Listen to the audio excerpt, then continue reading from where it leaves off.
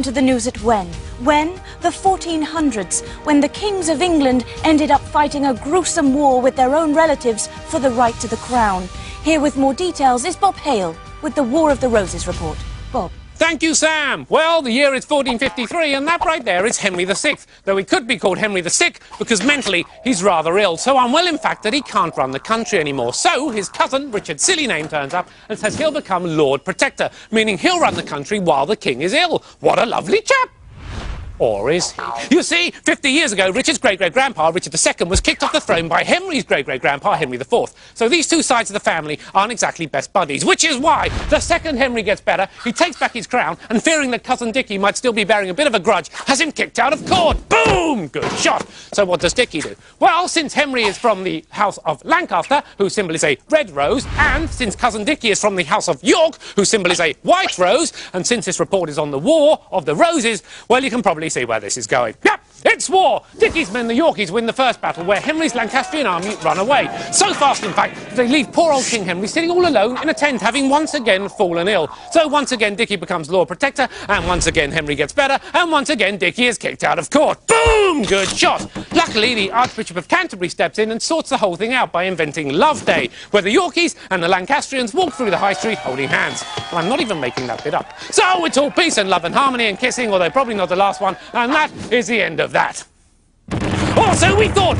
1459, and Dickie tries again, but fails. Yes, it's the Yorkies' turn to run away this time, but clearly not all that far away, because the very next year, they try yet again. The Battle of Northampton this time, where the Yorkies win and the Lancastrians run away, leaving Henry behind again. And he's found all alone in his tent again. And guess what? He's ill again. So once again, Dickie becomes Lord Protector, meaning final victory goes to the Yorkies, and that really is the end of that.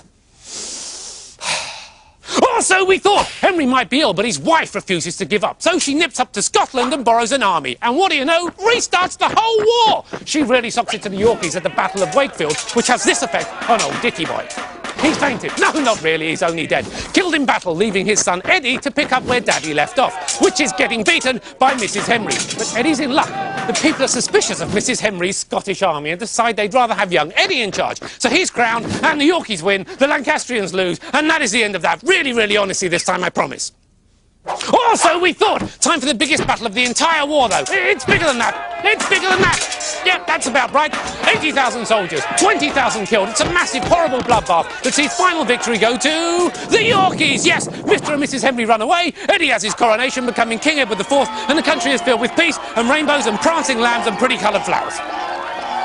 But not for long! Eddie falls out with his chief advisor, the Earl of Warwick, which is a bad move because Warwick is also known as the Kingmaker, and he promptly makes a king. He brings back, yep, you've guessed it, Henry VI. Remember him? Well, you can forget about him because it's 1471 and Warwick is killed in battle, then Henry is executed, which means Edward can take back the crown for the Yorkies and rule the country very nicely for years and years, and that is the end of the War of the Roses. Really, honestly this time, properly and forever, I swear. Unless you count the bit where Eddie dies and his brother Richard III takes over and then loses the crown to Henry Tudor at the Battle of Bosworth, but that bit's not important. After all, who's ever heard of the Tudors? We've all heard of the Tudors. All right, I know, everyone has. It was only a joke. Honestly, what is it with you people?